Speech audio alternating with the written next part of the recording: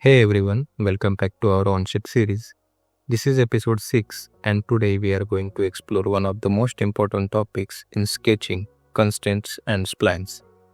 If you have been following the series so far, you already know how to draw basic shapes and dimensions, and even create 3D parts. But to make your sketches precise, stable, and easy to modify, you need to understand constraints.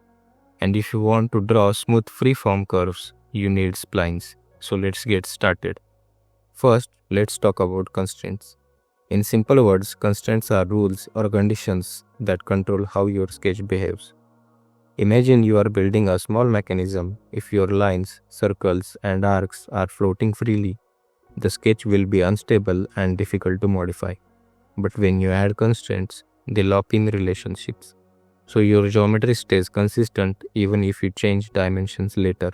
Onshape offers several types of constraints, horizontal and vertical. These constraints force a line or a pair of points to stay horizontal or vertical.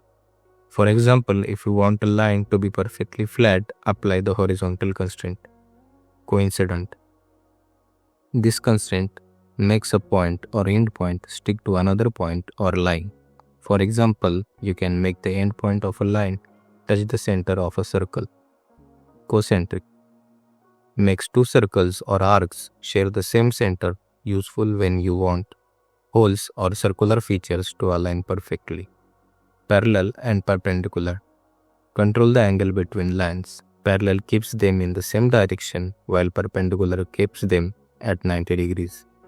Equal makes two or more objects the same size. For example, two circles will have the same diameter if this constraint is applied.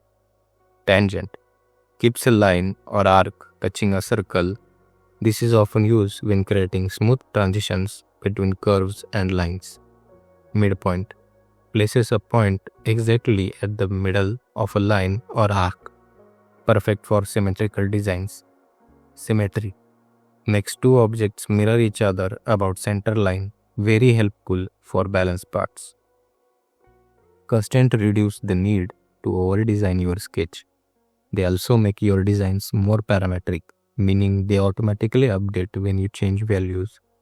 For example, if two lines are constrained as parallel, they will stay parallel no matter how you modify the sketch later. Constraints are also known as geometric relations. You can think of them as invisible rules that keep everything in order. A well-constrained sketch is predictable, easier to understand, and won't break when you make changes. Now that you know how constraints work, let's look at another powerful sketch tool, the spline. A spline is a smooth, flexible curve that can pass through or near a series of points, unlike lines or arcs. Splines give you more control over shape and curvature, making them ideal for designing things like ergonomic handles, car bodies, airfoil shapes, interpolated spline. This type passes directly through all the points you place. Second, control point spline. Here the curve follows a path influenced by control points but doesn't necessarily pass through them. Once you draw a spline, you can adjust its control point and tangent handles to refine the shape. Before we wrap up, here are a few quick tips. Always aim for a fully constrained sketch. If it is still blue, check what's missing. Don't over-dimension. Use constraints to define relationships. When working with splines, keep things simple and smooth. Too many control points can make the curve unstable.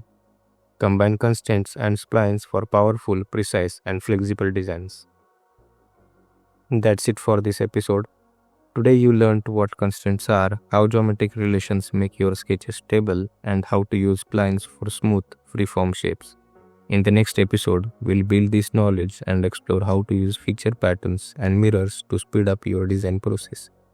Until then, keep practicing, experiment with constraints, and try creating your own spline-based designs. Thanks for watching, and I'll see you in episode 7.